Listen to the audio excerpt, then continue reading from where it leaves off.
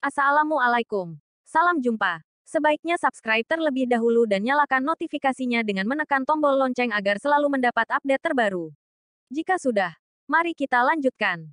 Bab 743 Kencan Buta. Reshan tahu bahwa Morgan sangat kaya sekarang, jadi bukan masalah besar bagi Morgan untuk mengundang teman sekelas mereka makan gratis di kantin kampus. Sementara Morgan juga tahu niat baik Reshan, jadi dia tidak menolak. Dia mengikuti teman-teman sekelasnya untuk pergi ke kantin. Sebelumnya, karena ulah Vivi, Kaeson dan yang lainnya, yang selalu mengincar Morgan sepanjang waktu, banyak mahasiswa di kelas yang sangat membenci Morgan, sehingga Morgan nyaris tidak memiliki hubungan yang baik dengan teman-teman sekelasnya. Namun setelah kejadian ini, kesan mahasiswa di kelas terhadap Morgan juga mengalami perubahan yang sangat besar. Para mahasiswa ini menganggap Morgan lumayan tampan. Selain itu, dia juga sangat murah hati kepada mereka, dan yang paling penting adalah dia ternyata sangat hebat dalam taekwondo. Kesan Morgan di hati orang-orang ini berubah secara dramatis dalam sekejap. Banyak anak laki-laki yang pernah menertawakan Morgan sebelumnya berinisiatif untuk meminta maaf kepada Morgan, dan beberapa gadis bahkan mulai ada yang memperhatikan Morgan. Terkadang Morgan hanya bisa menghela napas dalam hatinya.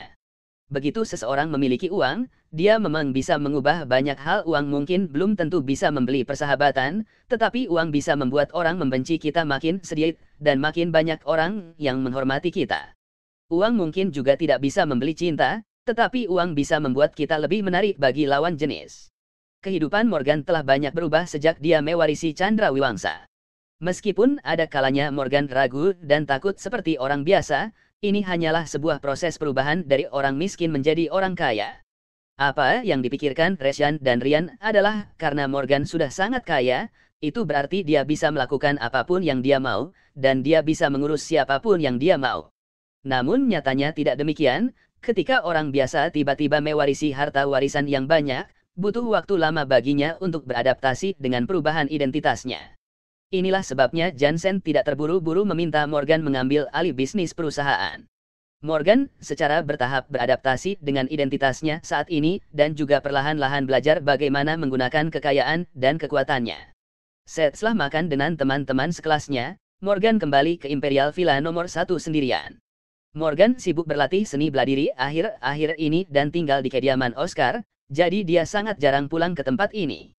Morgan juga segera pergi ke Kintamani untuk mencari bahan obat yang diinginkan Oscar, sehingga Morgan tidak memiliki rencana untuk terus menemui Prakoso dan berlatih bela diri selama beberapa waktu ini. Sebaliknya, dia akan pulang dan beristirahat dengan baik selama beberapa hari. Sesampainya di Imperial Villa nomor 1, Morgan langsung mandi lalu menelepon Laura. Sekarang semua orang di industri hiburan tahu bahwa pacar Laura adalah tuaan muda Morgan dari kota Surabaya, sehingga status Laura di industri hiburan juga meningkat, dan orang biasa tidak berani memprovokasi Laura. Drama yang dibintangi Laura saat ini adalah blockbuster internasional. Jika Laura bisa menyelesaikan drama ini, dia bisa menjadi bintang internasional. Karena Laura semakin dekat dengan mimpinya, Morgan dapat merasakan bahwa Laura sedang dalam suasana hati yang baik saat mengobrol dengannya. Morgan lega mengetahui bahwa tidak ada hal buruk yang terjadi pada Laura. Setelah Morgan menutup telepon, dia berbaring di tempat tidur dan beristirahat. Pukul 8 pagi berikutnya, Morgan bangun dan langsung berangkat ke Universitas Surabaya. Hari ini Morgan kuliah seharian penuh. Pada saat kelas selesai, sudah lebih dari jam 5 sore. Setelah kelas selesai, Semira langsung memanggil Morgan ke kantornya dan memberitahu Morgan tentang rencananya malam ini. Malam ini adalah hari di mana Semira bertemu dengan Nathan, teman kencan butanya. Ketika Semira melihat bahwa Morgan tampak linglung, dia bertanya kepada Morgan sambil mengerutkan keningnya, "Apa kamu ingat apa yang aku katakan barusan?" Morgan menjawab Semira tanpa daya, "Jangan khawatir, aku pasti akan mengingat semuanya." Semira berkata dengan lembut kepada Morgan, "Baiklah kalau begitu. Sekarang pulanglah dan ganti pakaian yang lebih bagus. Kita akan bertemu di Paradise Club pada jam 7 malam. Di mana?" Ketika Morgan mendengar kata-kata Semira, dia tidak bisa menahan diri untuk tidak membeku sesaat, dan sedikit keterkejutan muncul di matanya. Semira memandang Morgan dan berkata perlahan, "Paradise Club itu klub yang baru dibuka di Surabaya, tapi sepertinya cukup terkenal. Kalau naik taksi, kebanyakan pengemudi pasti tahu tempat itu." Morgan menatap Semira dengan senyum tipis, dan berkata, Aku tidak menyangka ini akan menjadi kebetulan. Semira bertanya dengan nada bingung, kebetulan apa, bagaimana bisa? Tidak, bukan apa-apa. Aku akan pulang dan mengganti pakaian dulu, jawab Morgan dengan enteng, lalu berbalik dan berjalan keluar dari kantor Semira.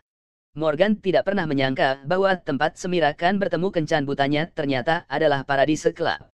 Paradise Club adalah tempat hiburan multifungsi baru yang dibuka oleh Jansen di kota Surabaya. Jansen juga mengundang Morgan untuk menghadiri upacara pembukaan ketika dibuka, tetapi Morgan tidak ingin tampil di depan umum, jadi dia menolak. Kemudian, Jansen juga secara khusus mengirimkan Morgan kartu keanggotaan Paradise Club, agar Morgan bisa mengajak teman-temannya ke sana untuk bermain. Akan tetapi Morgan tidak terlalu tertarik dengan tempat seperti ini, dan tidak pernah pergi ke Paradise Club. Hanya saja Morgan merasa hal itu cukup menarik saat mengetahui bahwa Semira dan Nathan akan bertemu di klubnya sendiri, yang juga merupakan suatu kebetulan. Setelah kembali ke Imperial Villa nomor 1, Morgan berganti pakaian yang sedikit lebih bagus sesuai permintaan Semira, dan kemudian bersiap untuk meninggalkan villa menuju Paradise Club. Namun ketika Morgan hendak meninggalkan villa, dia ragu-ragu sejenak saat melihat kartu anggota Paradise Club yang dia lempar di atas meja kopi, dan kemudian memasukkan kartu keanggotaan itu ke saku pakaiannya. Morgan berpikir bahwa jika dia mengalami masalah di Paradise Club, kartu keanggotaan mungkin itu bisa digunakan. Bagaimanapun, Morgan sering mengalami masalah sebelumnya.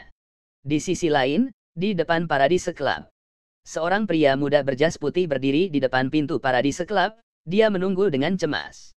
Orang ini adalah Nathan, teman kencan buta Semira.